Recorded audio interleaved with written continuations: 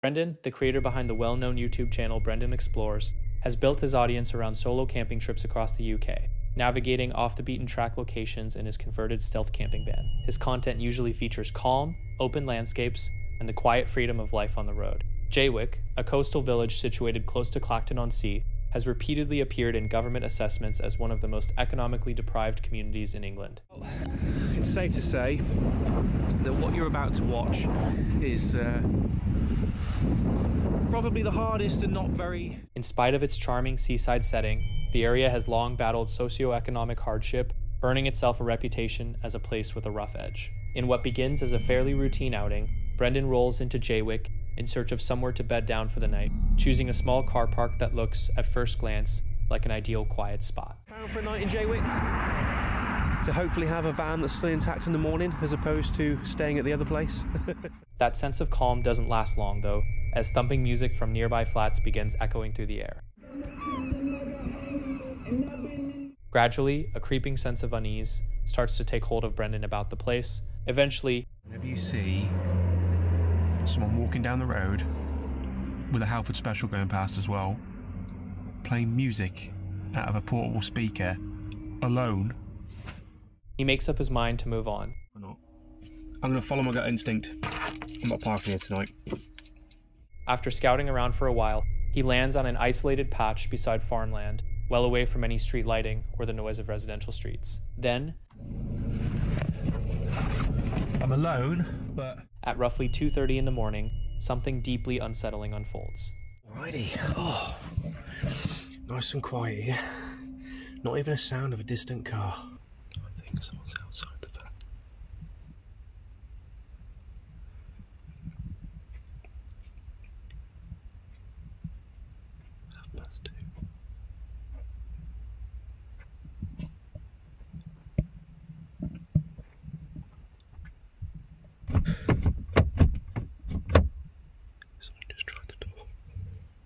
Hey! Thinking fast, Brendan shouts out and startles the would-be intruder, who vanishes into the darkness just as suddenly as they had shown up. Whoever the that was has now gone. Rattled by the whole experience, and now dealing with a smashed window in the middle of the night, Brendan decides to cut his trip short entirely. The incident has clearly gotten under his skin, pushing him to make the grueling 3.5-hour drive home, enduring the bitter cold pouring through the broken glass the whole way. A little bit of broken glass from my driver's seat and the dashboard. You'd be surprised how far glass goes. I made the long journey back home. I think it was a good 3.5 hour drive back to my house in Shrewsbury. Got there just before. Brendan's run-in at Jaywick has since stirred up plenty of discussion among his viewers around the real risks that come with solo travel and stealth camping. While his channel is largely a celebration of the hidden beauty found in quiet corners of the UK, this particular episode has without question become a warning story within his catalog, serving as a reminder that awareness and personal safety matter just as much in remote spots. Someone just tried the door. Hey! Early morning, around 4:30 a.m., a couple from the channel Life After Kids Journey Unknown were sound asleep in their RV at a peaceful California campground when something jolted them awake. A child was screaming. What the heck is that?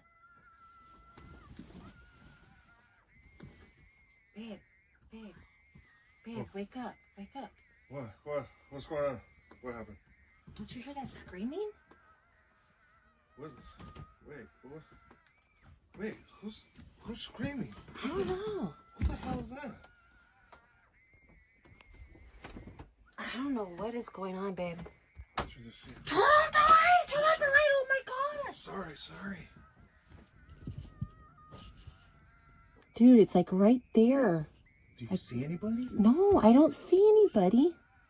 How the hell is that person screaming if we...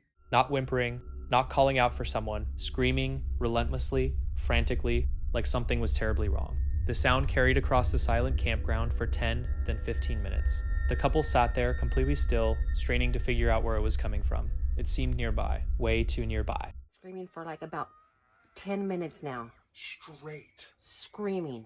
I don't know if you can hear them, but it's screaming. We think that it's coming from 2 RVs down that way. Over there, yeah. Yeah. Holy mackerel. It just stopped. I don't hear it anymore. No, he's not screaming anymore. What the hell? I don't know, maybe he had a nightmare or something, but I mean, the kid was screaming. Then, just like that, the screaming cut off. No gradual fade, no footsteps following, no voices, no movement of any kind. Oh my gosh. I'm so tired, but holy crap, that kid was screaming. Listen, we're gonna shut this investigation down to get some sleep, and we're gonna investigate tomorrow. Yeah. Oh, no, when we wake up, it's today, actually. Because it's early in the damn morning that the kid's screaming. All right. Dawn. When daylight arrived, the campground appeared perfectly ordinary. Families were loading up, RVs were pulling in and out, but when the couple passed the RV where the screaming had seemed to be coming from, something didn't sit right. No kids anywhere, no signs that anyone had been there, no reason for any of it. Found any clues to what happened last night? It's a mystery. Dun, dun, dun. Yeah, I don't. That kid was screaming bloody murder this morning, and I really want to find out what the hell is going on. Yeah, because it was just like screaming. They went around asking questions. Nobody claimed to have heard a single thing, and the wondering never stopped. What child screams like that for that long and then disappears into total silence? Silence. Yeah, it was like he was running around screaming, and they hit him with a trank gun, and he's going. Yeah, it was just boom, done. And there was no sound after that. None. So, stay tuned. Stay tuned. We're going to finish our drinks this morning. And then we're going to get ready. And then we're all Gonna go shopping. Including you. They never found out. And sometimes the most unsettling things aren't what you see, they're what you hear and what you can never explain. On October 1st, 1923, the YouTube channel ManDog Wild posted a video filmed deep in a remote stretch of woodland somewhere in the United Kingdom. The channel is dedicated to solo camping, wilderness survival, and tracking down unusual animal behavior in isolated forest areas. This particular outing got unsettling pretty fast. Not long after stepping into the trees, the campers spotted large animal prints pushed into soft mud along the trail. The size alone was odd, but what really set off alarm bells was the shape. There were no claw marks present. That ruled out dogs and foxes as likely candidates, and pointed instead toward a big cat. He set up camp fully aware that something sizable could be lurking somewhere nearby. At a later point during the trip, he also stumbled upon what looked like an animal resting site. The ground showed repeated, unmistakable signs of something large having settled there on multiple occasions. But the final night was when things got truly disturbing. Definitely a bed area for something. It's not small either. So in India, in big cat country, many people in high-risk areas. He was laid out in his bivvy when something heavy came crashing through the undergrowth just outside camp. Visibility was zero. Yet in a forest that had fallen completely silent around him, that sound was impossible to push out of his mind. Lying there, he became acutely aware of just how vulnerable his sleeping setup really was. Position. Whereas a tent, at least you could sit up in a tent. But yeah, right now, best idea for camouflage, being that it's low-lying. Yeah, not. A proper tent would at least put some kind of physical layer between him and whatever was out there. The bivouac offered almost nothing. Just open air between him and whatever was moving through the dark only a few feet away. Nothing came for him, but taken together, the prints, the resting spot, and those late night sounds all seemed to be telling the same story. Something big had been sharing that woodland with him the entire time. And he never once laid eyes on it. It stayed just out of sight from the very beginning to the very end. So do you think something was tracking his every move the whole trip? Or was the timing simply In August 2020, a YouTuber known as Phil the Thrill was out riding ATVs with his buddy Jimmy along a riverbank when something unusual caught their eye. A large sealed container sitting on the rocks, a deflated helium balloon still tied to it. What? What is that? What are you talking about? Looks like a supply drop or something. What do you mean? You mean like a supply drop from Call of Duty? Yeah, or Fortnite bag on it. Yeah, it has like a bag and it's... Is it open? You want to go look at it? What if there's like supplies in it? It had drifted down from upstream after heavy rainfall the previous night. The box was surprisingly weighty, and as they hoisted it up, something shifted around inside. It's gonna breathe if it's alive. I don't know. I mean, it's pretty... The hole right It's there. pretty heavy. Those are air holes, right? I I don't want a dog. I stop by Tommy's house and give it to him. Oh, this is what it is. That's what they filled it with helium. Yeah, it looked like it popped, though. Yeah, it popped. That's why it fell. It must have just fell in the river there and floated downstream. Don't drop it, all right? It could be a dog.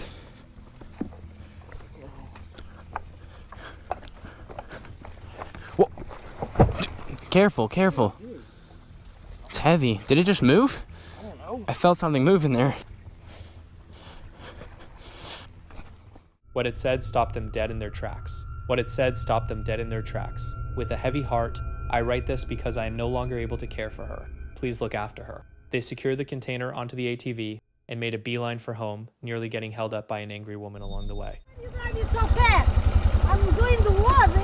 I'm going the speed limit. No, you don't. No, I'm gonna call you parents. My parents? Yes. For what? You've been driving this all day long. Why are you gonna call my mom? Please don't. You can drive this here. Got kids playing over there, the kids playing over there, the school is over there. Oh, I didn't know. I'm sorry. Please don't tell my mom. My mom's gonna spank me. I'm gonna go tell you that right now. No, please. My parents are gonna spank me if you do that. Tell me. Once they finally cut through the restraints and broke open the lock, nothing could have prepared them for what was inside. A living baby girl, abandoned and set adrift on the river. I'll turn around. Turn around. I have to go home though. My house is that way. How am I gonna get home? Go over there. Okay, I'll turn around.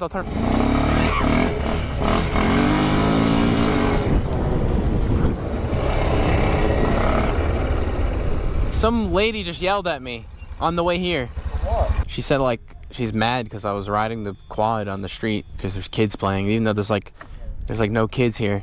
I've never seen kids here. The box didn't fall off. If it fell, it could have been smushed by a car or something. Oh, careful. Careful, dude. It's in the shade here. Okay. Put it down here. Let's cut this open.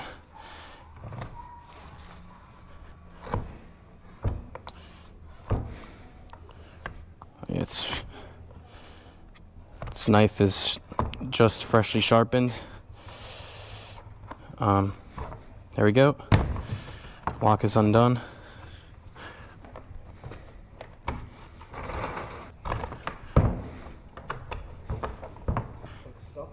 Yeah, they really tied this up nice.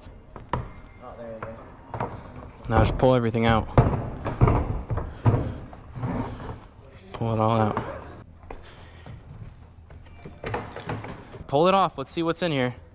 What the? Whoa. There's a baby in here? What the hell?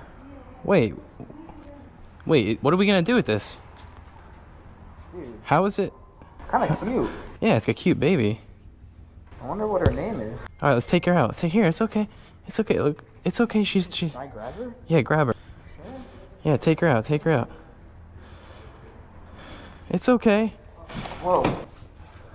Phil immediately dialed 911. The infant was reunited with her family not long after. But the questions lingered. How long had that container been out on the water? And who makes the decision to send a child floating downstream, trusting a stranger to find her? Sydney is a woman who fell so deeply in love with the outdoors that she walked away from her old life entirely, trading it in for a camper van and the open road, waking up somewhere new every single day. She's been living out of that van since April 2024, chronicling her solo travels across the country for anyone willing to follow along. This time around, she felt pulled back to somewhere meaningful, the very remote Tennessee campsite where she spent her first ever night alone in the wild. After a grocery stop and a nerve-wracking drive down some seriously questionable back roads, she finally pulled up to the spot. This looks a lot different than the last time I came down here. Wait, was that it? Oh, this is it. Okay, sweet. There's nobody here. I'm gonna get out and take a gander and make sure everything's like safe, and I might drive down there, but I might take the top spot too. I don't know yet.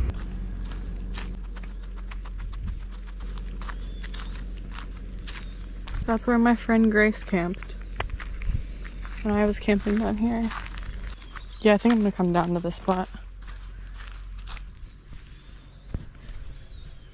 The goal was straightforward enough: a quiet evening, a hot meal, and a chance to reconnect with where it all began.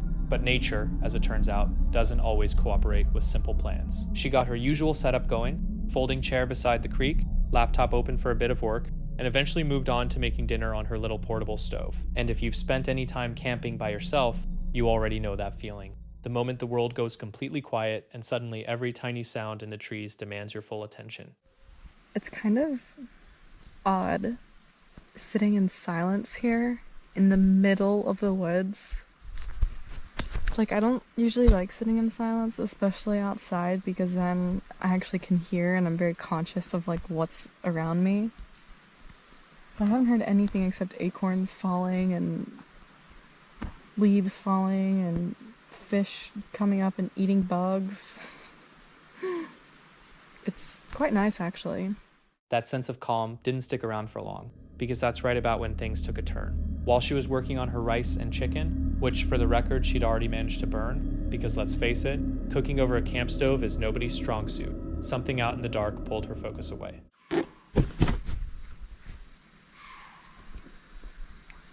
Is that?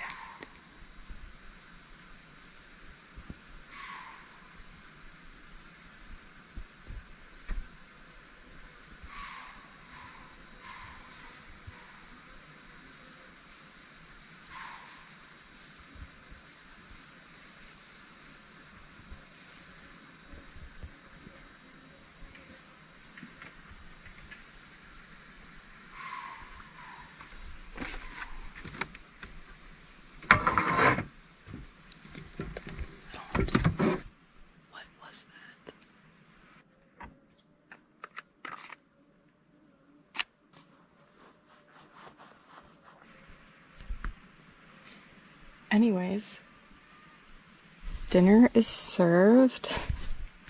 I really hope that wasn't like a mountain lion or something, but I'm not gonna let it scare me to stay in my car. I packed all my stuff up so that if I do need to like just close this, I only have this to move, but I heard it move too. It like moved from like... So picture the scene. She's out there miles from the nearest town, parked at the end of a single-lane dirt road, having just heard something unidentifiable moving around near her camp. And her response? She sits back down, cracks open her laptop, and queues up YouTube videos while picking at her charred dinner. That's either the most composed reaction to a potential wilderness encounter ever recorded, or she was absolutely holding it together by a thread. The clip wraps up the following morning with Sydney awake, unharmed, and in one piece, but with zero answers about what was lurking near that creek in the dark. Was it a mountain lion, a bear, or something else entirely alright? It was like a deer that he was eating, and it was like making noises. I genuinely want to know what you think. Drop your theory in the comments below. And if you've had your own unsettling moments while camping solo, this next clip features a daring outdoorsman behind the YouTube channel MINDJUNKIE, someone who has built a reputation for throwing himself headfirst into the wild with an almost reckless sense of courage. His content covers everything from trekking through punishing blizzards to constructing makeshift shelters entirely from scratch. Whatever nature throws at him, he has a knack for turning the seemingly insurmountable into something conquerable. In this particular video, he's deep in the heart of the Alaskan wilderness, camping far off the grid, and what started out as just another tranquil night beneath an open sky unraveled into something genuinely harrowing. It was April 1st, 2025. The landscape around him was stunningly pristine and peaceful, until he spotted something moving in the distance. A wolf pack growing increasingly confident with each passing moment was steadily closing the gap between them. With his pulse spiking and his choices narrowing by the second, he came across an old, long-abandoned tree shelter, battered by time, but still upright. With no alternatives left and no time to deliberate, he climbed those weathered stairs, praying this forgotten structure would be enough to protect him until dawn. The gap between thrill-seeking and pure survival had never felt so razor-thin.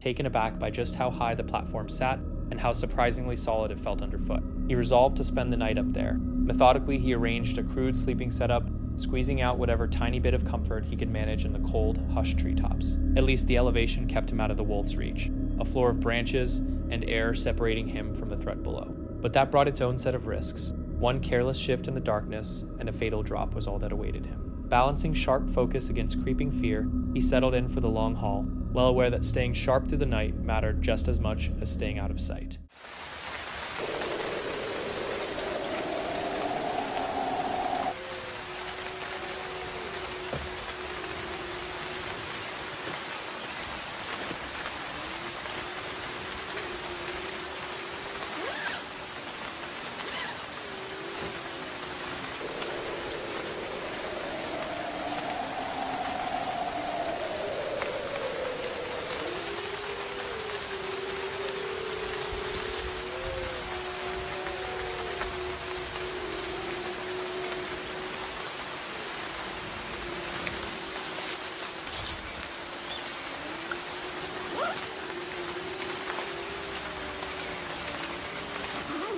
Against all odds, he managed to get surprisingly comfortable suspended that high above the ground, and in spite of the harsh conditions, the view stretching out from that elevation was genuinely stunning. The wolves howled below, the wind pushed hard against the trees, and the branches groaned around him all night long. But the platform didn't budge, and neither did his nerve. When the first light of morning washed golden across the canopy, he made his careful descent down the long creaking staircase, ready to face whatever the wilderness had in store next. What had begun as a straightforward hike had morphed into an unscripted survival situation, yet he leaned on his instincts, improvised under pressure, and reminded us once again that the most genuine adventures are the ones you never planned for. One thing is beyond question. That night is permanently etched into his memory. It's a sobering reminder to stay alert to the threats that can emerge without warning, and to exercise real caution whenever you head out alone into untamed territory. Posted on January 11th, 2025, this video originates from a YouTube channel called Wiggins Wild World, operated by a couple named Coin and Victoria, who document their off-grid homesteading life out in the Arizona desert. Their content is generally upbeat, think land development progress, alternative gardening methods, and a genuine passion for returning to a simpler way of living. But during one of their earliest walks across a freshly purchased 20-acre plot, something brought them to a dead stop and threatened to transform their dream property into the backdrop of a potential tragedy. Coin and Victoria are out exploring the land, trying to pin down the corner boundaries of their first 5-acre section. The mood is light, they're laughing, taking in the rugged Sonoran landscape, clearly thrilled about what lies ahead. That energy starts to drain away, though when Coin spots 2 old Mexican peso coins just sitting in the dirt. First we found a couple pesos and we were like, that's cute, washed away from random. Mexico. Like I was just walking, I kept finding stones, and then all of a sudden I looked down and I thought it was an Apple AirTag, and it was 2 pesos. 2 pesos from like 90. One dated 1992, the other 1998. Strange, sure, but not immediately alarming. Their first thought was that the coins had been carried in by the dry wash drainage system. Then things take a darker turn. Little kid's backpack, like a kid-sized backpack, which wouldn't like be too alarming or anything, but it's like in the wash. And a little while ago, just randomly walking through here, we found 2 pesos, like 2 peso coins, and we found a little kid's shoe. So I'm like, hopefully somebody's stuff got accidentally washed down from the wash, but I really, really hope we don't find like something gruesome in the area on the new property, because that would suck pretty bad.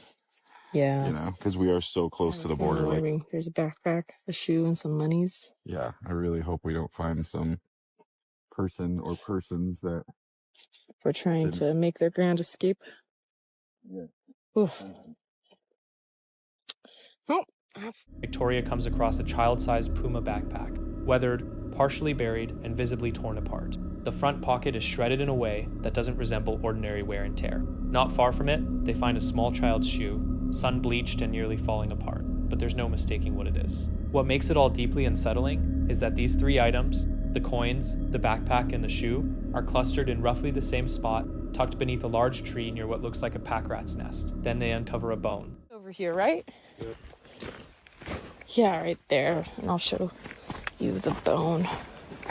So it right would be here. different if it was just the shoe. So we found a little kid's shoe. We found a little kid's backpack. And we found this bone under that tree. Who knows, though?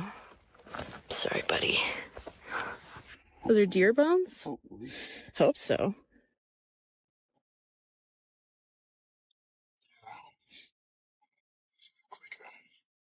Doesn't that look like a really clean cut now? Oh, shit, yeah, it does.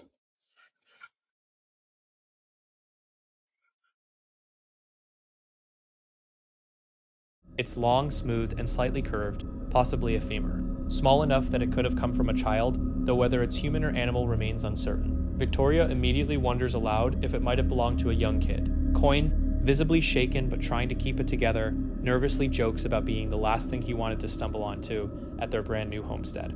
More bones turn up nearby shortly after, and one of them appears to have a suspiciously clean cut, the kind that suggests a blade was involved. They shift into documentation mode, filming everything carefully while confronting what these discoveries might actually mean. This part of Arizona sits along well-known migrant corridors. People crossing the Sonoran Desert on foot face brutal heat, severe dehydration, and in some cases, the threat of human trafficking. Children's belongings found alongside what may be human remains paint a grim picture that connects to this ongoing humanitarian crisis. Eventually, Coin and Victoria reach out to the local sheriff's department through the non-emergency line, and a deputy agrees to come out to the property. The two prepare to walk the officer through everything they found, still caught somewhere between hoping for a mundane explanation and bracing for something far worse. No identification, no clear answers, no resolution. It's the kind of discovery that doesn't leave you easily. And even though they're holding on to the hope that the bones belong to a deer, the weight of what they found isn't going anywhere. As always, drop your thoughts on this one down in the comments. When you venture out into the remote backcountry on your own, you're expecting quiet,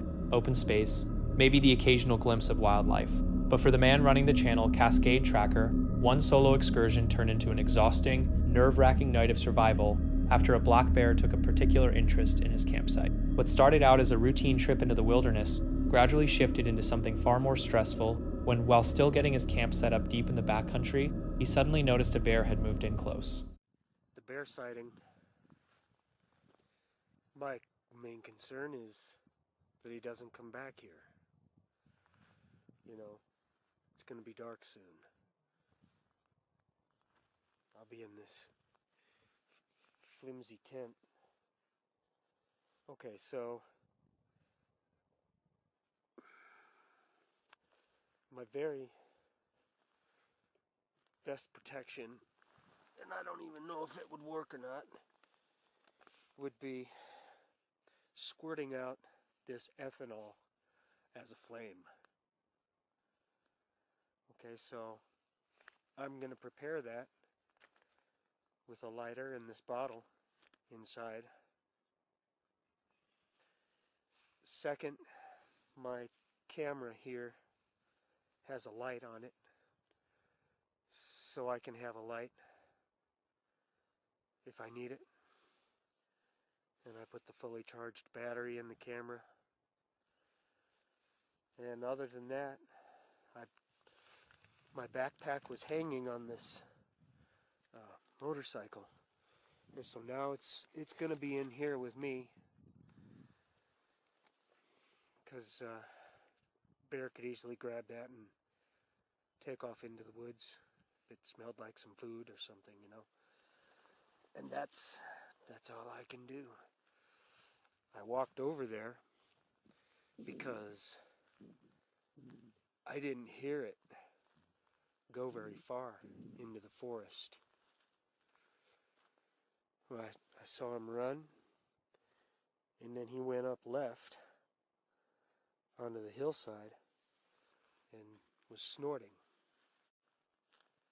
It wasn't just a brief glimpse or distant encounter. This bear had wandered directly into his camp, close enough to trigger concern. Come on. I'm not leaving. Get out of here.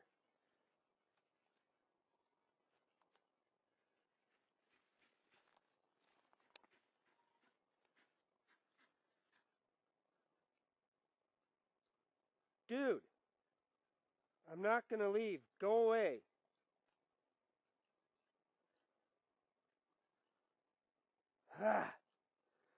I can make noise too. Go on. I knew it. Listening to me from right over there. And he's just somewhere up on this slope. Come on.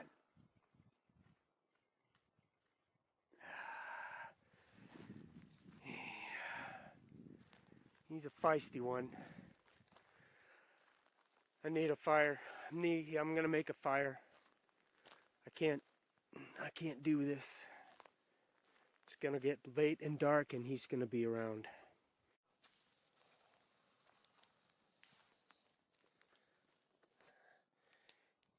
He's still up there. I didn't hear him leave. It's probably gonna be a long night. Here's one thing.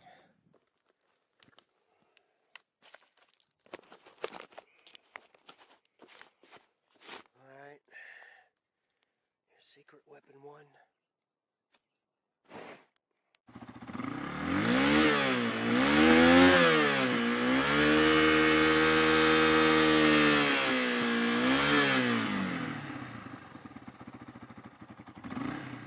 Rather than wandering off, the animal held its ground, huffing and moving back and forth along the hillside directly above his tent. With daylight fading fast and nobody else within miles, things got tense in a hurry. The camper, keenly aware of just how vulnerable he was, started putting together whatever defenses he could manage. There's my zone, bigger and badder, and kind of a blockade of firewood here. He came up with a basic but determined plan. A fire ring, ethanol as a potential deterrent, and crude weapons cobbled together from firewood and branches he found nearby. His tent wasn't going to protect him from anything, but it was the only shelter he had. As the evening wore on, the bear never fully left the area.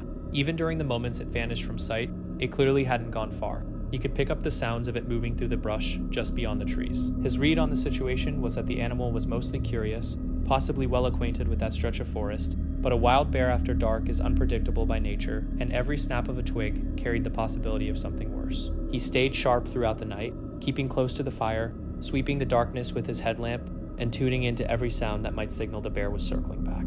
He fortified the area around his tent using logs as a barrier, and positioned his motorcycle nearby as an additional obstacle, even tucking his helmet inside the tent on the off chance it might offer some protection if things went sideways. Gradually, as the hours passed, the sounds of something large moving through the undergrowth began to fade. His approach of making himself loud, visible, and physically imposing seemed to have made an impression. He felt that hauling heavy logs around, generating consistent noise, and projecting the image of a large dominant presence had ultimately persuaded the bear to find somewhere else to be.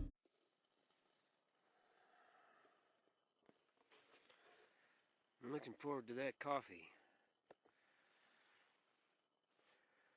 The bear didn't come back last night. And I took every precaution I could to protect myself in case he did. I think the smartest thing for me was that I brought my helmet into my tent to put it on in case he attacked. I think mostly the guy was curious.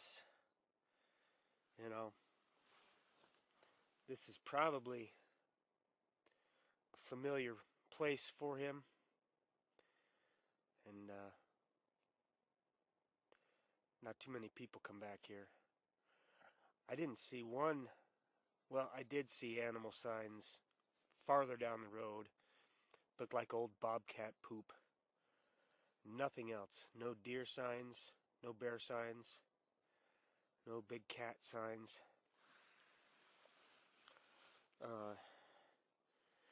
So what I did was just centered myself around this fire for 2 or 3 hours and just listened.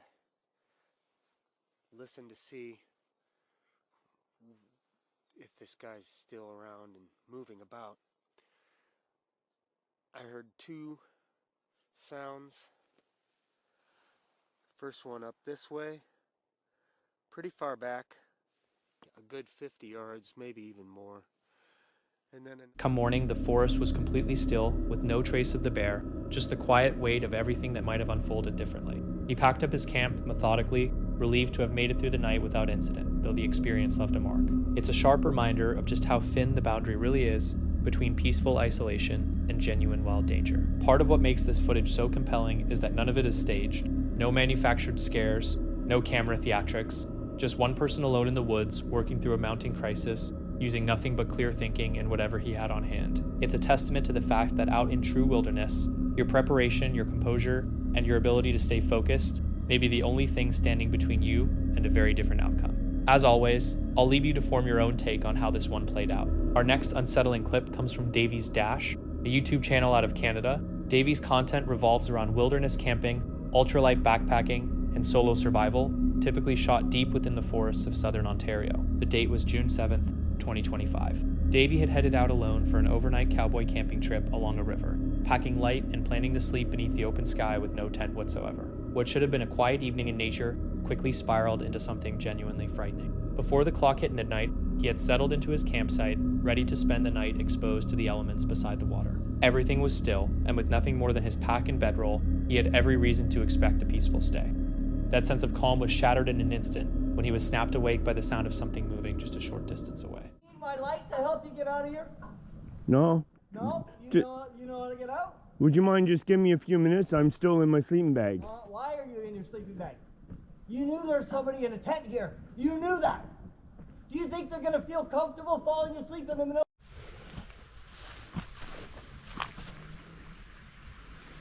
Alright, well, that's where I was sleeping.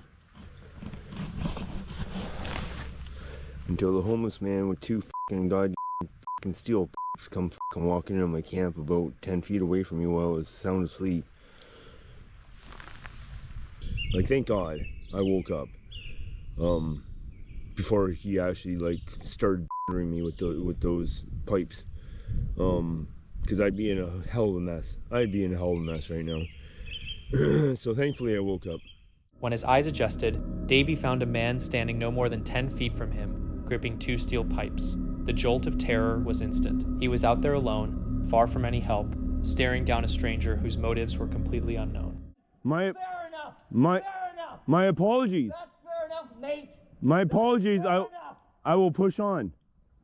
I already got a hold of the RCMP and told them to get over here and deal with their because I'm sick of this shit, mate.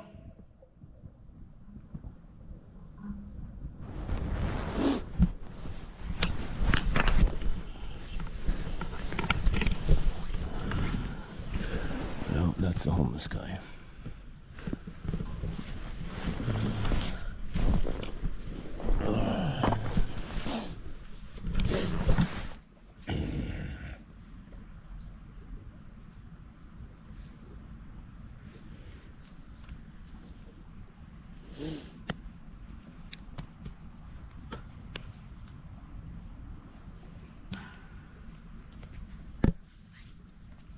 We'll deal with him later. Right now, let's just get out of here. He's all jibbed up or something. And one thing you can't do is trust a fucking jibber. So let's go.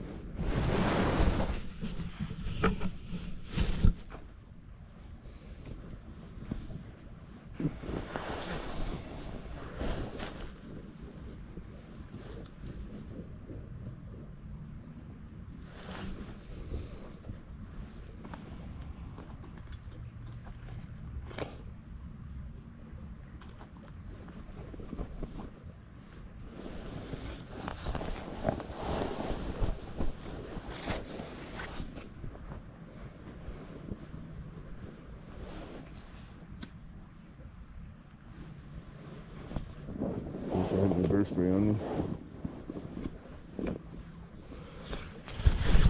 I had my fucking bear spray on me. Reflecting on the encounter afterward, Davy described just how exposed and helpless he felt in that moment. The fear went beyond the confrontation itself. There was always the nagging thought that this person might not have been alone, which made the whole situation feel even more volatile. But let's just have a seat. Let's just sit and calm down here for a second, because I'm not a person that's easy to calm down. Yes, I know, I got my GPS on, tracker on. I know where I was. I know exactly what I did, and I know exactly what I didn't do that I feel like I should have done, but I didn't. So, anyways, let me get this bag off. Oh, sweetheart, no, you're brand new. I don't want scuffs on you this early in the game. All right, guys, well, there's the bag. There's the bag.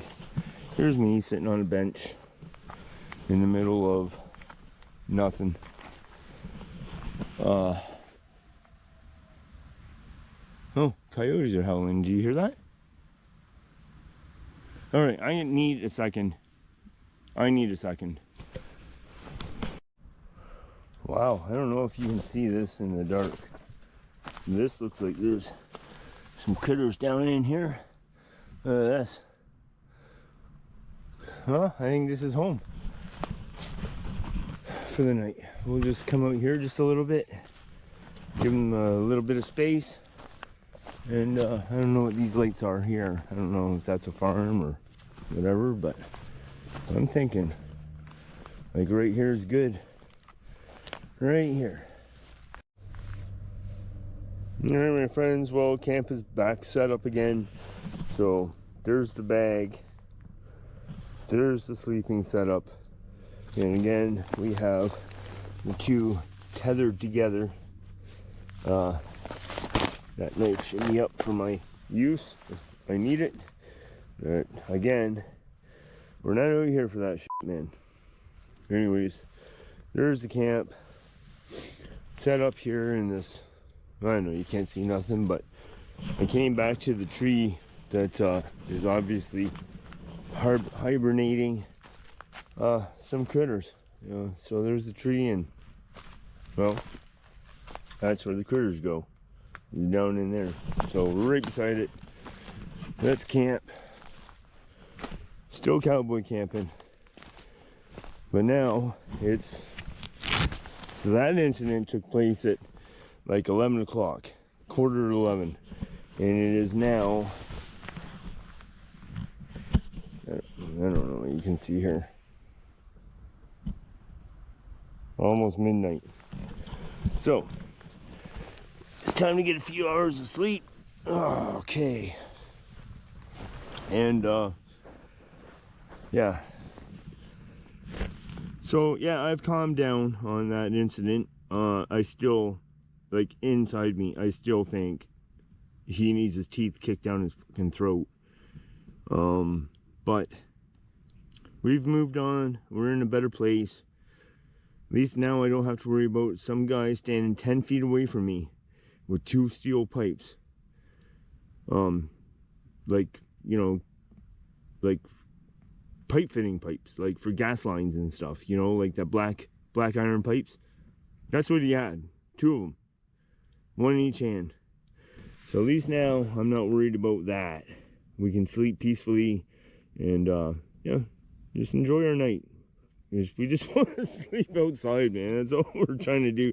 We're testing. Knowing he couldn't afford to stay where he was, Davey quietly packed up his belongings and used his GPS to slip away from the area. Moving through the darkness with everything on his back, he pushed further into the trees until he felt he was out of danger. It was a tense call to make, but the right one. Any misstep could have turned that encounter into something far more serious. That night served as a sobering wake-up call that the wild holds threats beyond bad weather or rough terrain. Most solo campers spend their time worrying about animals and the elements. Yet the real danger Davey faced that night had 2 legs and a pair of steel pipes. What began as a laid-back camping trip under the stars became a desperate scramble for safety, a chilling reminder of just how unpredictable a night outdoors can get. This story comes from a YouTube channel called Brothers Wild, run by 2 brothers named Lewis and Ash, who filmed their outdoor experiences ranging from wilderness camping and hiking to paranormal investigations in isolated locations. On February 24th, 2024, Ash headed out for another overnight stay in Bircham Woods, alongside his friend Rich, not far from the crumbling remains of Bircham Ironworks, a site carrying a long and troubled past. What started as a straightforward camping trip would gradually begin to take a much darker turn. Once they arrived, Ash and Rich found a quiet spot and made camp close to the old ruins. Initially, the surrounding atmosphere felt serene and undisturbed, the kind of deep stillness you only find far out in the wilderness. But that tranquility wasn't going to hold. Yeah, I heard somebody behind me walking, and when I turned round, nobody was there. So we've come back here in hope to do a read-in later on and try and make contact with anyone or any lost soul or energy, whatever you want to believe it is. Yeah, just for you guys, just for you guys. But yeah, apart from that, absolutely beautiful place. We're just collecting firewood now. So yeah, running the cheap stuff tonight. Blended Scotch whiskey from the co-op. £8 something. Burn your finger. I'm looking turtle. Yeah. We're just starting to get the fire going now as well. What was that? That wasn't me. It was hot. Did you hear something? Yeah, it was hot. We're just starting to get the fire going now as well. There's no one around. That was weird. That was really loud. Yeah. There's nobody. What the hell? So I got the fire started. Rich is going to keep it going. While Ash sat beside the fire with a glass of whiskey, he and Rich were suddenly jolted by a loud human sound cutting through the trees, something that resembled a scream. They stopped and listened, trying to process what they'd just heard. The woods had been completely dead silent only moments before. Ash had already walked the surrounding area earlier and encountered nobody, no movement, no indication that another soul was anywhere nearby. So where had that sound come from? Rattled but uncertain, they chalked it up to their minds playing tricks and carried on with their night. Later on, Ash pulled out his spirit talker and opened up a session. Nothing came through at first, and the forest stayed quiet around them, but then something shifted, and in an instant, that dark, secluded woodland took on a much more threatening feeling. Let me just get my other torch on, Rich. What was that? Oh my god! Did you hear that? You heard that, right? Yeah. Did you hear that? Yeah, that was definitely. loud. I'm trying not to freak out now. What's that?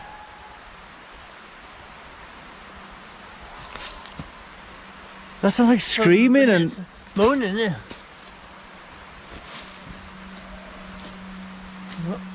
I hear a humming. I hear a humming.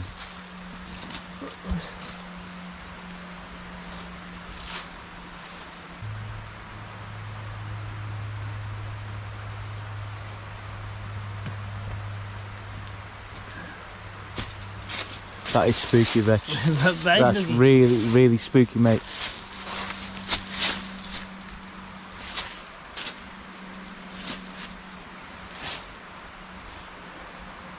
We're very deep in the woods now, aren't we? Hang on. It sounds like about 20, 30 people. We're miles away from the...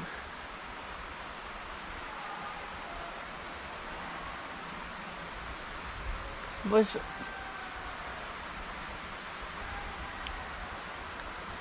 a long walk to get here, isn't it? Long quiet lane. What is that?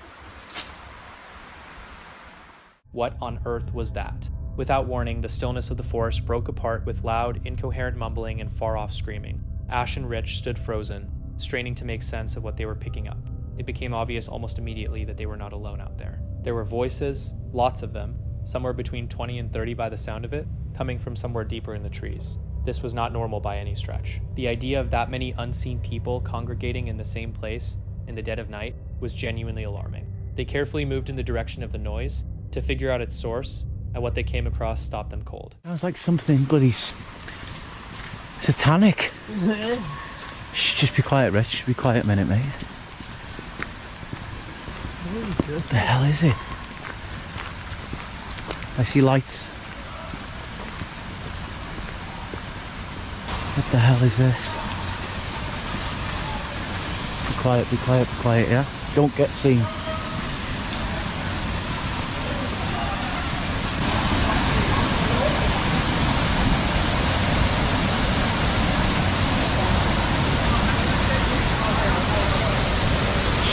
Don't get seen, don't get seen. Some sort of ritual things going on right now. They got people in the waterfall naked. They're all fucking naked.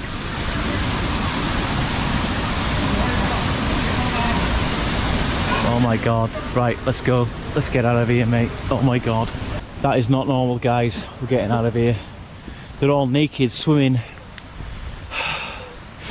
in the waterfall, chanting. That is weird. That's witchcraft stuff. Let's get out of here. So we just got back to camp, guys, and that was scary, right? That was not normal, right? That was not normal for this place. They are screaming and chanting in the background, and they're swimming. You can hear them now. It sounds so demonic. Right. It's too late to do, too cold to be doing that.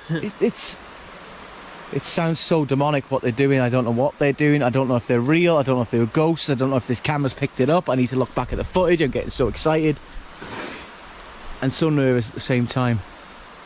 With every step they took toward the sounds, the voices became clearer and considerably more disturbing. This wasn't the casual noise of people chatting. It sounded like dozens of individuals screaming and chanting in unison. The sound bounced off the trees and filled the forest with an atmosphere that immediately set both men on edge. Then they saw it, near a waterfall. A crowd of naked people were swimming and dancing in the water, all chanting loudly together. There were at least 20 of them, moving and calling out in an eerily coordinated fashion, as though they were performing some kind of ceremony. Ash and Rich even managed to capture a naked figure on camera, making its way up the hillside away from the group. The whole scene was shocking. The temperature was freezing, and it made absolutely no sense for anyone to be throwing themselves into a waterfall at that hour in those conditions. The chanting, the screaming, and the strangely synchronized movement gave the entire situation a deeply unsettling quality, something that felt almost ritualistic, like something out of a cult. With no desire to get any closer, the two men quietly retreated and made their way back to camp, shaken by everything they had just seen. Moving through dark, uneven terrain at night was risky enough on its own, so they made the call to stay put and wait out the hours until dawn. They departed the forest the following morning, still unable to make sense of who those people were or what had been taking place at the waterfall. Afterwards, some viewers offered the theory that the group could have been part of a cult carrying out some form of ritual, pointing to the synchronized chanting, the bizarre behavior, and the remote late-night location as evidence. Others suggested more grounded explanations, perhaps a communal gathering, a spiritual practice, or some kind of fringe activity. But whatever was actually going on that night, one thing stood out clearly. In truly remote places, the most unsettling encounters can sometimes involve other people. Not knowing who that group was, or what they might have been capable of, Ash and Rich listened to their gut and kept their distance. Rather than walking into a confrontation with a large crowd acting in such a strange and unpredictable way, they judged it wisest to stay back and get out of there the moment daylight came. Trekking through the mountains of northeast Mexico, one explorer decided to take an unfamiliar path with his dogs by his side. Everything seemed perfectly fine at first, until that unsettling sensation crept in, the kind that makes you feel like something else is out there watching. Then, without warning, a bone-chilling howl tore through the quiet. His youngest dog took off running while the oldest held its ground, refusing to leave his side. He managed to settle the animals down and wasted no time getting out of there. The following day, though, he went back, and this time he brought a trail camera with him. What that camera recorded next stopped people cold, a mysterious figure lurking deep among the trees. There are those who dismiss it as nothing unusual, but others are convinced it could have been Bigfoot itself. James runs a YouTube channel called Under the Weather, where he's built a reputation for solo overnight stays in some of Britain's most unsettling woodland locations. He's generally the type who keeps his cool, not someone who rattles easily. But during one particular night, in a place the locals call Devil's Wood, something happened that shook him to his core. As the last of the daylight faded, James rushed to get his campsite together beside a quiet stream. To Under the Weather, live from the Devil's Wood. Now I'm losing daylight and I'm in a very precarious place, so I need to try and get some wood. And it's for a fire, but As you can see, there's a lot of wetness around. I'm camped right next to a river. Tent's already up because, as I said, losing daylight. Let's show you the wee tent here. The only flat bit of ground is like this little strip here, which runs along this riverbed right in the middle of the Devil's Wood. Let's see if we can get some lights on the go. There. I mean, if you look up, still daylight outside. The location seemed pleasant on the surface, yet there was something about it that didn't sit right. It was soggy, completely isolated, and eerily silent apart from the gentle sound of the water moving past. He gathered wood for a fire, pitched his tent, and got himself sorted for a night sleeping rough beneath the open sky. Then, while he was in the middle of making his meal, a strange sound sliced right through the stillness.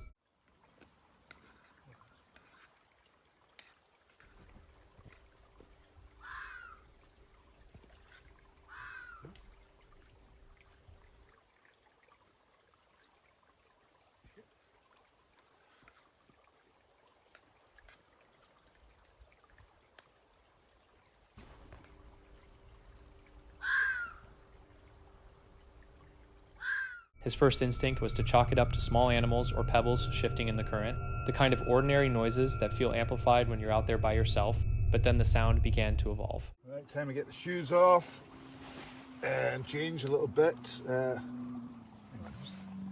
Ow.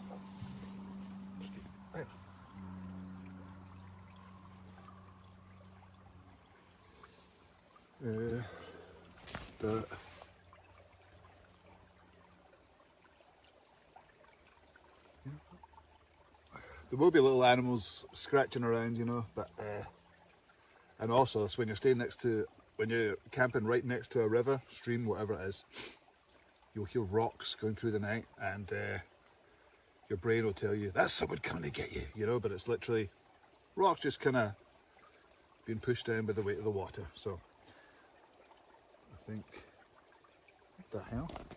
Hang on, turn this. I think I might just turn this.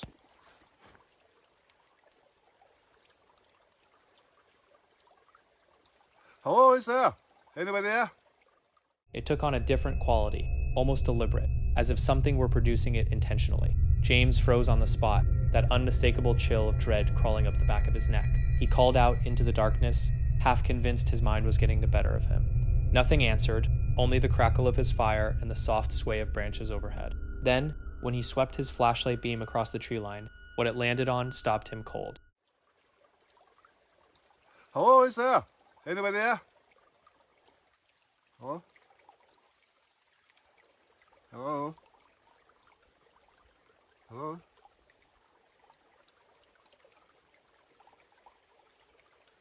Ah! Oof.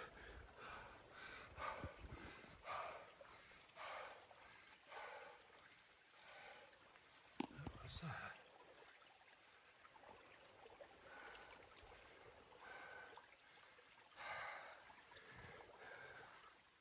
Positioned between two trees stood a figure in red, completely motionless, staring back at him from the shadows. James was rooted to the ground. A moment later, when he swung the light back to that same spot, whatever had been standing there was simply gone. Rattled but determined, he abandoned his camp and headed into the trees to look for answers, torn between desperately wanting to see the figure again and hoping he never would. I'm gonna go have a look. Hello? Oh, that's again. I don't think I like the look of that thing, whatever that was. God save me. Right, let's see if we can get across the river without falling in. Oh God.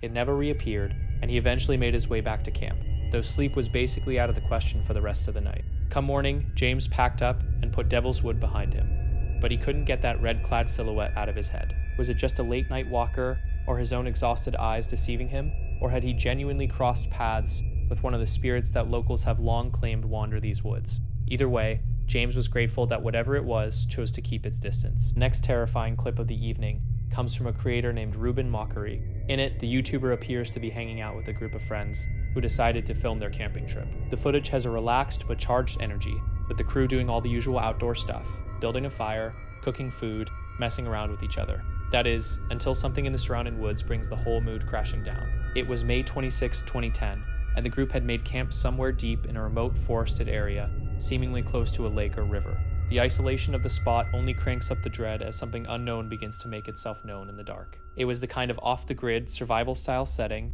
that sounds like a great idea. Right up until it isn't. They had absolutely no clue what was out there waiting for them. What is it? I don't know. Oh, crap.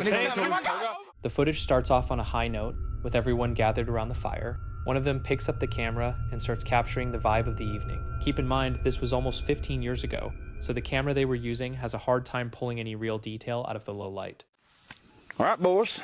This is Camping 2010 with Trevor and Jeremy and Tom. What's up? That I can't hardly see because it's really dark. I can't find the light on this thing, dude. Hello. It's just kind of... I see Trevor waving. Okay. Here, I'll get my phone. Let's see me get up and get the fire. So, oh. That's there he is. Tom. We're going to do some rope swing madness later, hopefully. Jeremy, I can't see you, buddy, but he's somewhere. There's his leg. He's somewhere in that vicinity. Well, what do we do with the hot dogs? We need some hot dogs. I'm hungry. I could go for some marshmallows, dude. For s'mores. Awesome. Dessert time. It's our campfire. Centinela candles. Though you can't focus on those. I'm still trying to figure out this camera, dude. It's brand new. Did somebody poop? Not this guy. Sorry. Trevor. Jeremy. While Ruben is recording and soaking in the moment with his crew, something unsettling catches his eye in the distance. Two glowing red eyes fixed on them from the shadows. Rattled, he immediately alerts the others. Only one friend actually spots them before they vanish. Everyone else brushes it off, chalking it up to Ruben's overactive imagination. I think it's just the lake. It probably is. Man, that smoke is killing my eyes. Yeah, it's pretty brutal. I swear, is this the sleeping quarters? Our candles. Yeah, keep our bugs off of us. No tent because we're men. No tent. That's right, manly men. We sleep beneath the stars. Just us and stars. That's right. Man, is that a full moon? Guys, what is that? I think it is. Yeah, I think it's moon night. What's what, Bradley? Seriously, guys, there's something I seriously saw something over there. Tom, did you not see it? Dude, there was something there for like 2 Jeremy, Trevor. Dude. It was over there. Dude, whatever, man. Man, dude, put some more wood on this fire. I am not going to sit here with this thing. Dude, I'm telling you, it was there for like 2 seconds. Dude, it is probably over there. Yes, right over there where you're shining the light, in that area. While the group is still cracking jokes and suggesting it was probably just a squirrel, those red eyes come back. This time, nobody misses them, and it becomes instantly clear. They sit too high above the ground and are far too large to belong to anything small. Before anyone can even begin to figure out what they're dealing with, the eyes start closing in on them. They don't stick around for answers. Jeremy, Tom and I both saw it, dude. It was probably a squirrel. It was nuts. I don't know, man. It's not a squirrel. What would you say it was a squirrel? Okay. Okay. Woodland creature. Okay, what squirrel would look like that, Tom? It's an animal. Okay, we're in the woods. Go figure. Don't lose. Hey, Tom, guys. What? Oh my God! What is that? That's it. That's it. Oh my gosh. What is it? I don't know. Oh crap! It's coming.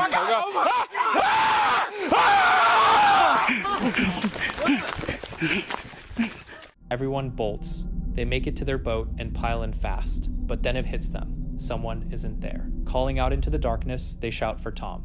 A few agonizing seconds pass before his voice comes back, desperate and scared, begging for help. It raises a real question. What would you do in that moment? Do you protect yourself and go, or do you hold on and make sure your whole group makes it out? Get in, guys. Get in. Okay. Where's the keys? I don't know. Seen it. Where's Tom at? Where's Tom? Tom! All right, dude. We got the boat. He came over there. We'll come get you. Tom eventually comes into view, breathless, and perched on a small cliff above the water. He tells them something was right behind him, practically on top of him. His friends scream for him to jump into the water below, but he freezes. The drop is just too steep. They remind him that hesitating means whatever is chasing him will catch up. That does it. Tom launches himself off the edge and starts swimming hard toward the boat. Tom! Guys, I'm over here! Are you alright? Thank God. Are you okay? Dude, I think I lost it. I don't know. I think it's right behind me. I'm not sure. What is it, dude? What is it? I don't know. I couldn't You need to what it was. jump. Come on, get down here with us. You'll have to jump, Tom. It's not jump. This is too high. Dude, if you don't jump, it's going to get you. You have to jump. It's like, oh my gosh!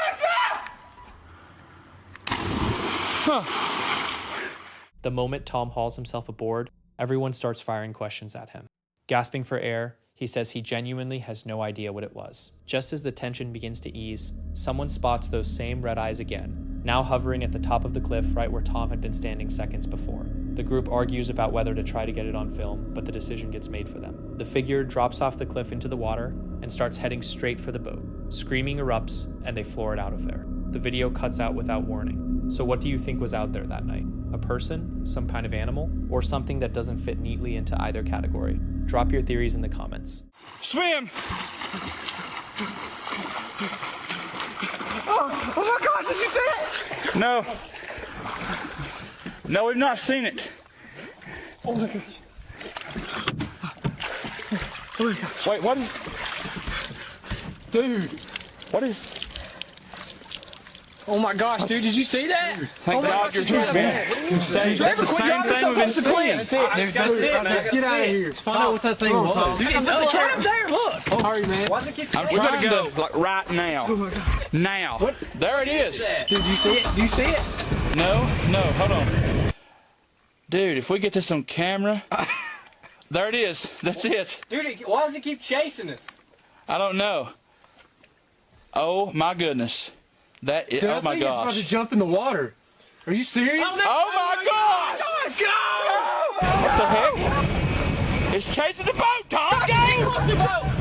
Western Nowhere isn't your typical outdoor channel. It doesn't chase trending moments or manufactured thrills. What it does instead is document the raw, unfiltered reality of venturing deep into true wilderness. Its host, Oliver, takes viewers on immersive expeditions through some of the most isolated stretches of the American Southwest, where rugged nature, forgotten history, and total solitude converge. In this particular outing, Oliver has a specific objective: track down the remnants of an ancient hunting camp sitting above 10,000 feet in the mountains. But the deeper he pushes, the less comfortable that forest silence becomes, and a creeping unease starts to settle in. Nothing but towering pines, jagged rock, and the growing suspicion that he might not have this wilderness to himself. Then it starts, a faint knocking drifting through the trees, once, then once more. The sound seems to shift positions, moving between trunks, never anchoring itself to a single direction.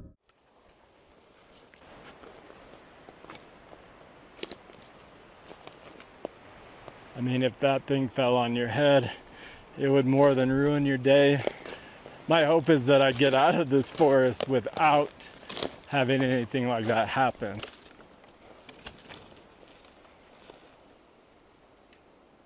I don't know if you could hear that, but this forest seems to be crumbling all around me. More than half of the trees are dead, and I keep thinking I'm hearing knocking or like an axe, someone splitting wood.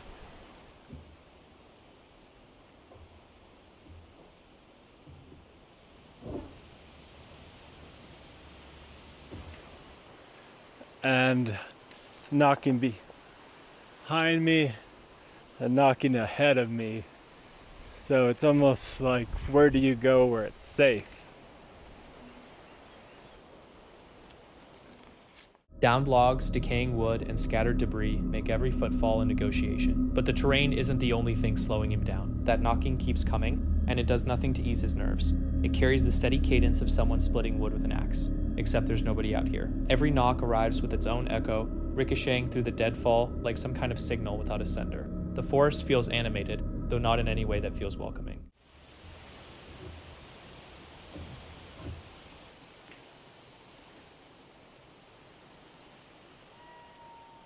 Do you hear that?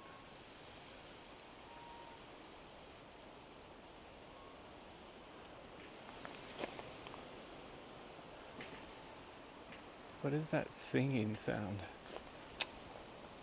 Is that the wind blowing through the trees? Oh, it's like 4 or 5 people wailing.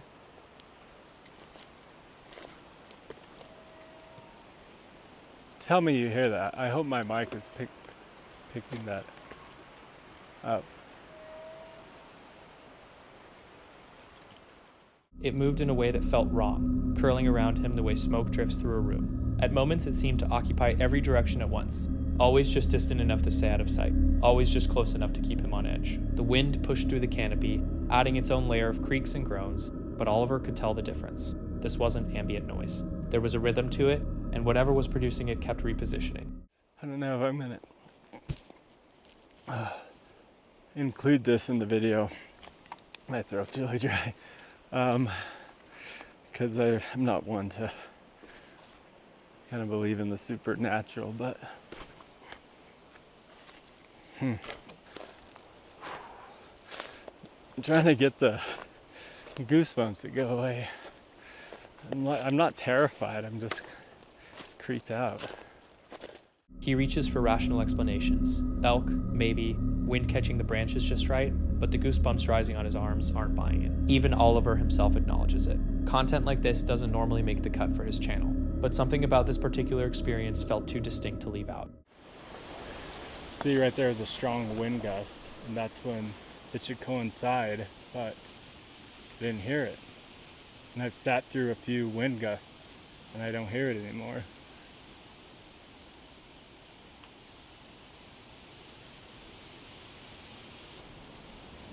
At all wind speeds,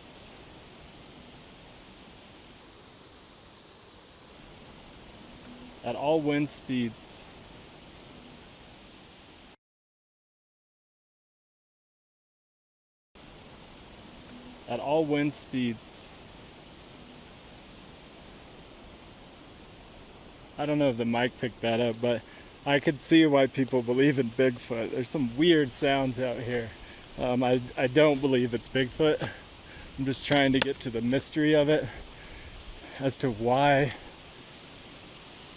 they all make the same. The expedition pressed on. With those unsettling sounds fading behind him, Oliver pushed further into the backcountry toward the ridgeline where the ancient hunting camp was rumored to be, and eventually the land gave it up. Stone walls emerging from the hillside in rough but purposeful configurations, shaped into the terrain by people who had actively chosen remoteness over community, vigilance over openness. Near one rocky outcrop, he came across evidence of more recent activity. Animal skulls, a crude snare, quiet reminders that this forest has never really been vacant. Predators still patrol these same woods as they always have. And the people who once made this camp their home almost certainly understood what it felt like to be the one being watched. Then, before the day could finish, the trip hit an unexpected wall. Max, his dog, had come into contact with poison oak, and that brought everything to a premature close. Even so, Oliver had gotten what he came for. Not just the ruins themselves, but the gravity they carried, tangible proof that others had lived out here before him, quietly carving out an existence at the edge of everything. Up in those mountains, the past hadn't gone anywhere, but those sounds, they never got an explanation. No identifiable source, no clean logic to hang them on, just knocking that seemed to track his movements, noise that had no business being there. Oliver walked away with his ruins, but not with every answer. So what do you think was moving through those trees? Wind? Wildlife? Or something that doesn't fit neatly into either category? In October 2023, two YouTubers named Dan and Robert ventured into an abandoned home buried deep within the Georgia wilderness, a property locals referred to as the Old Willis Place. The structure had stood vacant since the early 1960s. From the moment they arrived, something felt off. Chimneys that appeared a full century older than the house itself, a terraced stone wall suggesting an entirely different building had once occupied the land, and an attic that neither man could find a way into. Progress? Uh-huh, that's the brand name of it. All right, here we go. Go into the falling down part.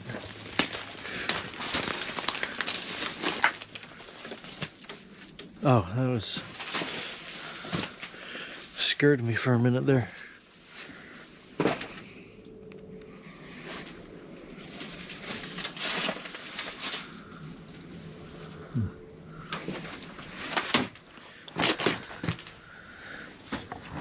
All right.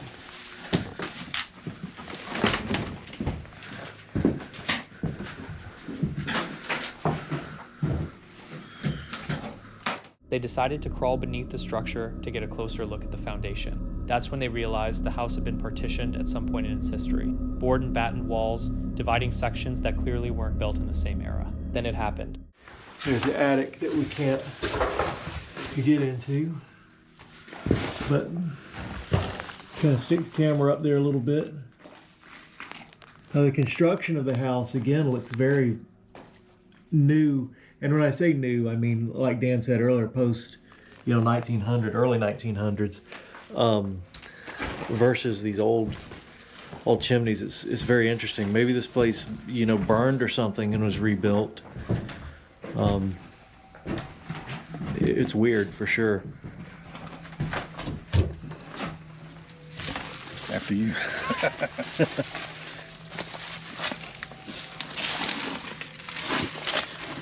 Oh, look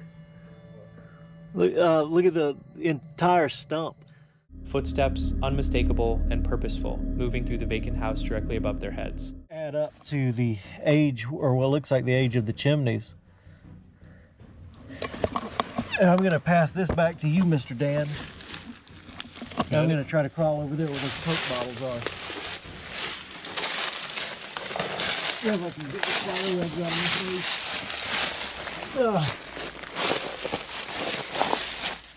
So that's a 1958 Coke bottle, right? What is this?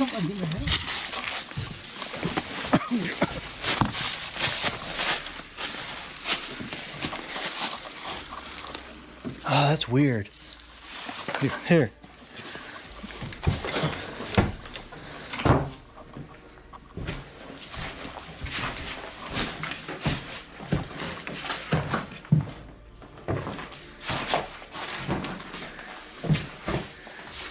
That is strange.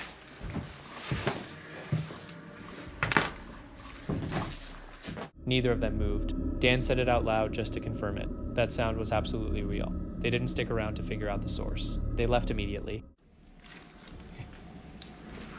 Sounded just like footsteps. It's not funny. No.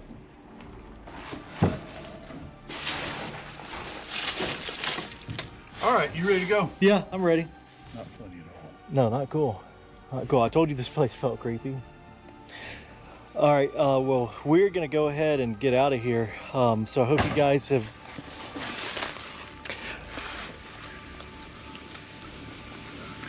All right, that's it. Come on. You can say all goodbyes you want. Let's go. I'm gone. So what exactly was moving through that house while the two of them were crawling around underneath it? And how long had whatever it was been aware of them before it finally made its move? This guy had recently purchased a property out in the middle of nowhere, his front yard bordered directly by thick, dense forest. He set up a security camera to monitor the dirt road leading up to his home. Late one night, the motion sensor went off.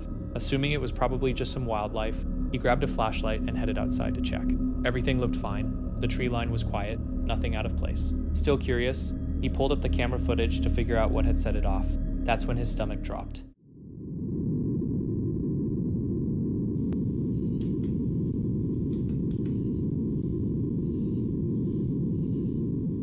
A dark silhouette with a pale, ghostly head weaving between the trees. It wasn't walking or running, its movement was unsettlingly fluid, almost as if it were gliding through the air. Even after seeing that, he made the decision to stay put. On October 29th, 2022, YouTuber Taylor Van Beek uploaded this truck camping video. Right from the start, it has a relaxed, easygoing feel, the kind of content his audience has come to expect from him. His plan is simple: watch over a friend's house while they're out of town, and take advantage of the situation by doing some truck camping with his dog Lola and his sister's dog Parker. The tone is warm and upbeat, loaded with the casual outdoor energy his subscribers are familiar with. The location is a suburban neighborhood in Jacksonville, Florida. It's no remote wilderness or open desert, but even an urban setting comes with its own brand of the unexpected.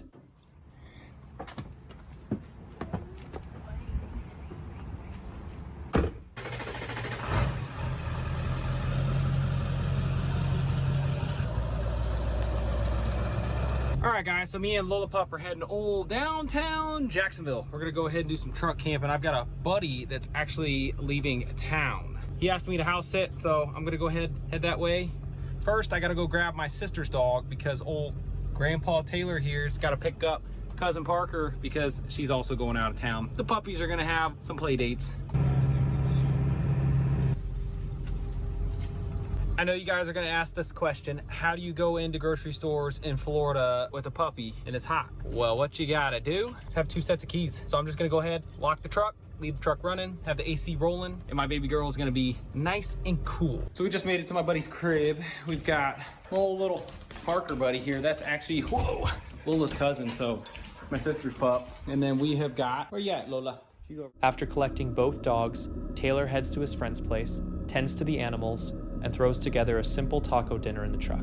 He gets Lola fed and settles in for the night. What follows has nothing to do with nature's unpredictability. It's the raw, jarring danger of city life crashing into what should have been a perfectly uneventful evening. At roughly 2 in the morning, Taylor is snapped awake by the unmistakable crack of gunfire just outside the vehicle. The shots are close enough and sharp enough that he makes the immediate call to get out of the truck and take cover inside the house where both dogs have been sleeping.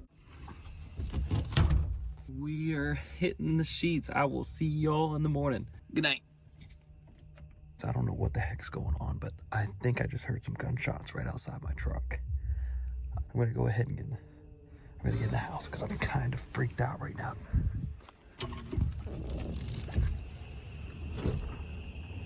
Oh.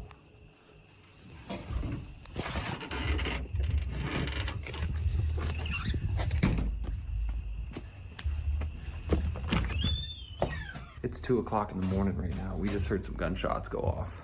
I don't know what the heck's going on. And I have not seen any cops show up, so I don't know if those were actually gunshots that went off, but I think we're gonna go ahead and just fall asleep on the couch inside this. The shift is genuinely unsettling, not because it's played up for effect, but because of how fast everything changes. He doesn't linger on the fear, but retreating into the house speaks volumes on its own. The fact that no police show up only makes the whole thing feel heavier. A few hours later, a text comes in from the homeowner asking if everything is all right. It turns out the noise had triggered alerts on the Ring cameras positioned around the property. When the footage gets reviewed, the gunshots are unmistakably confirmed. The sound was real, and it was close. The cameras place the origin of the shots somewhere near the street right out front, yet no emergency services responded that night, and nobody came to check on the property. A text from my buddy, the one that I'm house sitting for. He was asking if I was all right. I guess he got an alert. I forgot. He's got Ring cameras. Another one right there. I guess he got an alert because a loud noise went off, and when he looked back at the footage, there were gunshots that went off.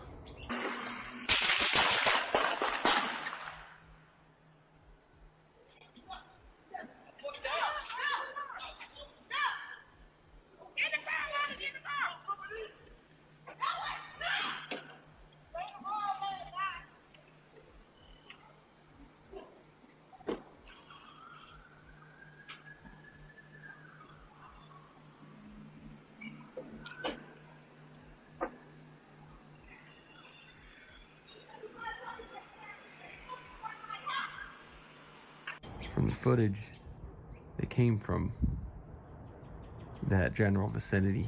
It's crazy. According to that Ring footage, the cops never showed up, which is nuts. I think it's safe to say I will never house sit. With no official acknowledgement of any kind, the whole incident settles into the kind of quiet dread that's hard to shake. Something genuinely dangerous unfolded nearby and simply went unaddressed by anyone with authority. The next morning, Taylor loads up and gets out. He mentions almost offhandedly that he probably won't be house sitting for that particular friend again. The neighborhood has taken on a different feeling now, and it's clear he has no interest in putting himself back in that position. In the end, this whole experience is a stark reminder that no level of preparation or familiarity can keep you fully safe when the environment around you is unpredictable. Next chilling video comes from Novice Wild Camper, a YouTube channel out of the UK focused on wild camping, outdoor gear, and low-cost adventures in the great outdoors. The date is November 17th, 2023. And this time, the creator heads out for a Halloween night solo camp at Cannock Chase, a woodland area soaked in dark folklore and well known for reports of apparitions, mysterious lights, UFO encounters, and the spine-tingling legend of the black-eyed child. In spite of his own prior experiences and the location's notorious history, he picks the spot simply because it's conveniently close to his next work commitment. He rolls in after nightfall after a grueling 3.5-hour drive and tucks himself into a hidden campsite deep within the forest. Among his gear, he's brought along a night vision trail camera, just in case something unexpected decides to pay him a visit.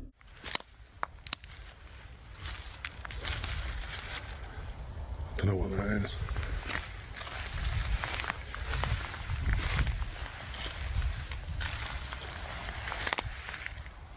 What the hell is this? Goodness.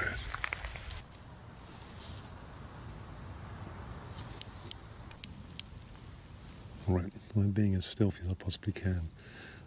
After seeing that weird little lean-to and wherever it was just across the other side of where I'm camped, I keep seeing lights through the trees, flashlights, whether it's someone or something in the distance, I don't know.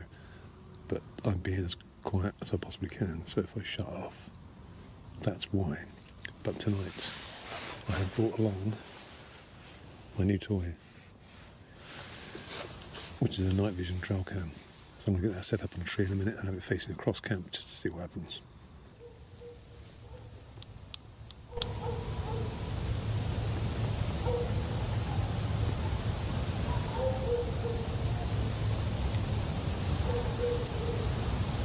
This is starting to get weird.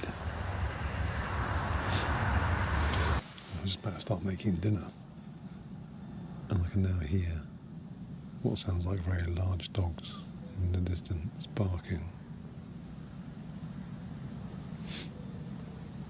I can hear them now. I don't know if it's picking it up. But I'm more worried about dogs than anything else, because if an animal's going to find you in the woods, it's going to be a dog. And then either alert everyone to you being here, or attack you, one or the other.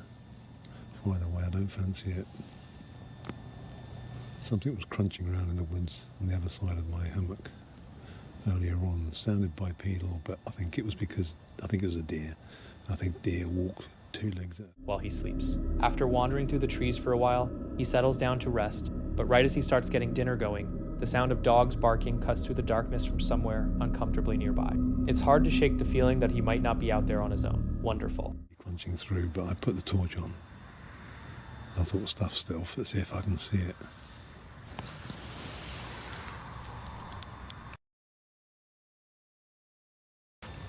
So I put the torch on full beam, couldn't see a thing, but it stopped suddenly. So I think it was a deer that saw the lights and just suddenly stopped. I switched the light off and then I moved and made a crunch, and this thing just went crashing through the bushes.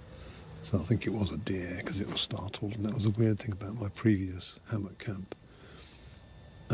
Whatever it was making the noises didn't get startled by me moving around or getting out. There was no crashing of bushes as the animal, whatever it was, ran off. It didn't move anywhere. So there were a lot of pheasants around here when I first turned up. So I'm hoping this isn't a common haunt for poachers. But I've got a new cook kit to try out tonight. I'm not going to show you it in detail tonight. I'll show you it in the morning when it's light. The strange noises continue, growing more eerie and disorienting. But that was boiling hot.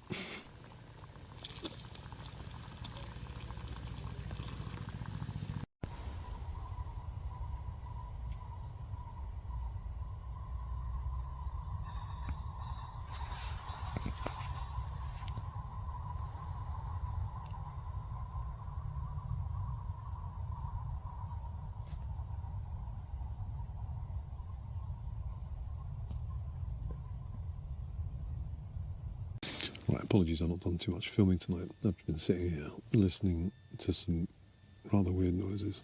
I keep seeing little red lights in the trees at a distance. I tried filming it on my phone, but it just doesn't come out. You can't see it. And if you zoom in, it just then loses the brightness of the actual night light, if you know what I mean. So the night mode that's on the camera, it just won't pick it up. So, but yeah, it's a bit odd. A couple of torches earlier on, it looked like torches, but then these weird red lights as well. And then that very odd sound, which it sort of sounded like pheasants kicking off, but then it had this reverb, and it just turned into a really eerie sound. Anyway, I've set the trail cam up, so that's sort of facing behind my tent. There isn't really much facing that way because I'm facing away from everything, quite simply for it to be a bit more stealthy with the light and stuff. So we shall see if that picks anything up in the morning. But it's about 10 o'clock now. I've had my food. and I'm going to hit the sack because I've got an early start in the morning, and apparently it's going to start pouring down with rain from about 5 o'clock in the morning. Later, as he pushes on through the night, he starts noticing red glowing eyes peering out at him from between the trees. Paired with unexplained rustling and sounds he can't quite place, the tension in the air starts to build fast. Even so, he decides to stay put and calls it a night, well aware he's got an early start ahead of him. Here's hoping the rest of the night stays quiet.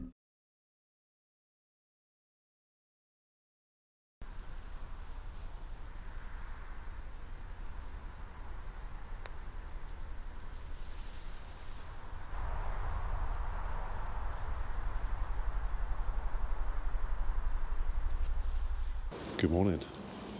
Perfect timing. Just woke up. It's just gone 7 o'clock. It's just started to rain. I was thinking I was going to get up and get packed up before it started. Sod's law. Oddly, now that it's morning, there seems to be a road quite close, which I couldn't hear anything last night. I think I've gone so deep into the forest, I've sort of come out past the other side, which is hence why there's this field area behind me. Odd. Didn't see this last night either. There's these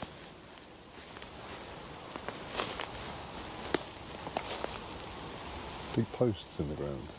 Catch you in the morning. So what's your take? Was he truly out there alone? Or was something lurking in those trees keeping a close eye on him? The trail cam footage seems to have an answer of its own. It captured a figure passing by the camera, not once, but twice. The sound of footsteps comes through clearly, and on that second pass, a faint white shape can be seen moving unmistakably through the tree line. Fortunately, he made it through the night safe and sound, and whatever wandered past never came any closer. Drop your thoughts in the comments though. Was that a person or something else entirely? In February 2024, the YouTube channel Welcome to the Woods UK came back to his woodland plot only to discover his cabin build had been completely wrecked. The frame he'd been constructing was flipped over and in ruins. And after spending weeks breaking down pallets and carrying materials out by hand, he was left trying to make sense of what had gone wrong.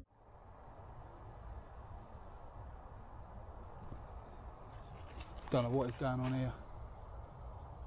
This woodland just gets stranger and stranger, but the gutting thing is I was hoping to show you lot that cabin built from start to finish. It was just going to be a little cabin. Might as well show you it now. It's wrecked, but I might as well show you it's wrecked now. But I'll show you the video I was starting to make that would have probably took a month or two to put up. Although there weren't a lot of work put into that frame, there was a lot of work elsewhere on the yard where I've broken down about 50-60 large 7-foot pallets, broken all the boarding off it to make walls for that. I even measured up my stove, so a little stove would have gone in there. I'm not going to scrap it. I'm just going to I'm going to have to rethink the idea. He'd been reviewing trail cam footage from cameras scattered around the property. On the last cameras, he found something. A figure moving through the woodland at night, appearing on one camera and then triggering another a week later. I'm absolutely shattered. I spent most of yesterday night looking through trail cam footage. Cameras 1 to 6 that are out in that woodland have been brought in, and yesterday evening I spent from about 8 o'clock all the way to early hours sifting through from camera 1 to camera 6 hundreds of files of birds, rabbit, deer, hares. But then when I got to the last cameras, I found something a bit more shocking, and I was very, very tired. So I've checked them again in the van again today, and it's exactly as what I see yesterday. So it weren't sleep deprivation. There's a figure at night time that's in the right hand side of I believe it's camera 6. Starts off, comes out of the woodland, and then all of a sudden it seems to trigger the camera again and then come back out. That again happens about a week later on camera 4, but this time it's daytime and it's a bit more explainable. I mean, it looks to me like someone's in there poaching for the deer perhaps, or doing a bit of wildlife photography, but whoever it is shouldn't be there.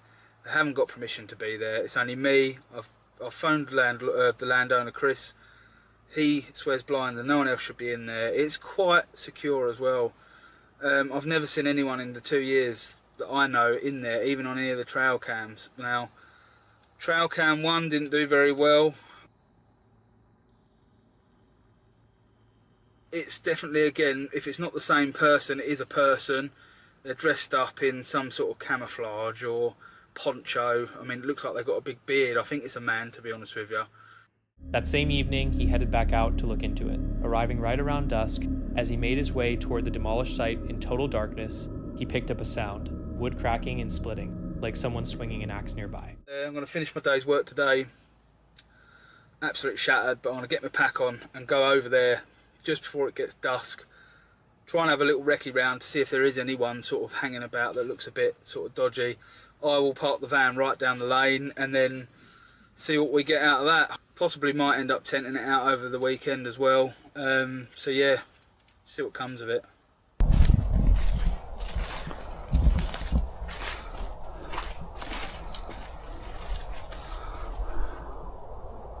It's got darker a lot quicker than what I thought it would, and it's drawn in pitch black, inky black. I'm almost on top of the site of cabin number 2.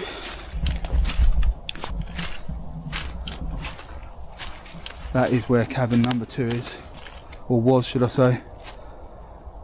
You should all remember, it should be put together by now. I was proper agitated that someone's done this to that. I don't know if you can hear it. I didn't see anything, but I could hear like wood splitting, like as in like someone chopping wood, like with an axe or something. I'm not entirely sure what that would have been. That was it. Right, okay.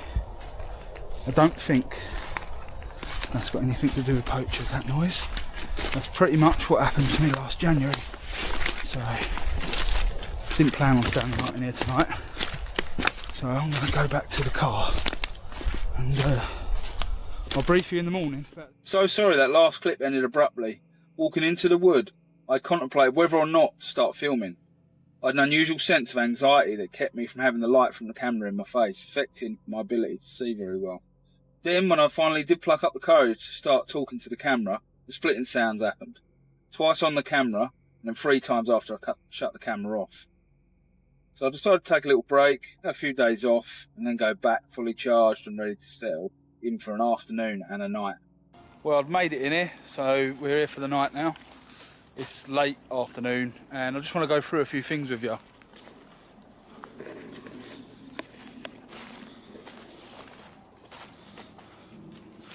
So despite the cabin being staked into the ground, it was turned up on its heaviest end, with the door frame being up in the air, and then it obviously collapsed down. But it was also put in, so it would have been facing into these woods. So this is the little gadget I'm going to be using tonight to let me know if there's anyone about after dark. It's basically a gate alarm that farmers use. It's a 1-inch cartridge, 12 bore, non-lethal. There's no way it can hurt anyone unless you actually put your face to it, which in that case there's a little plate that covers it over. I'm going to strap that to a tree and then run a trip line all the way around the immediate vicinity of my camp at about waist height. If that pin gets pulled from there because of the trip line being activated, this will let a charge off and it will hopefully either scare away whatever it is that's creeping about and it will wake me up. I'm off to bed now. I shall see you in the morning.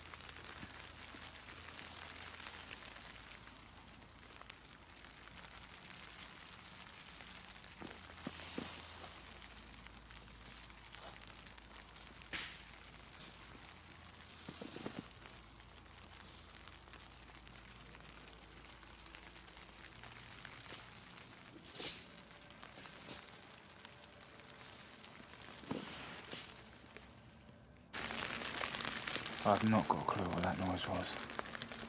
There's about 8 different noises, sound like someone was walking around about 40 yards away. I had no bang off of the alarm, but definitely a banging. With the ruined cabin, the unidentified figure showing up on his trail cameras, and those eerie splitting sounds cutting through the night, he wasn't about to let his guard down. A group of people were hanging out near a tree line when something emerged from the darkness between the trees. Initially, they assumed it was some kind of animal, but as it drew closer, the truth was far more unsettling. It was a person. He was moving on his hands and knees in a way that resembled a spider, without making a single sound. His face wasn't clearly visible, but the way his body moved felt deeply wrong. Like whatever this was, it wasn't entirely human. What's up, dude? There was something about him that suggested he'd been out there for a long time, as though something sinister had completely taken hold of him. The group didn't hesitate. They snatched up their belongings and bolted without so much as a glance behind them. Some things lurking in the forest are simply not meant to be understood. Dude?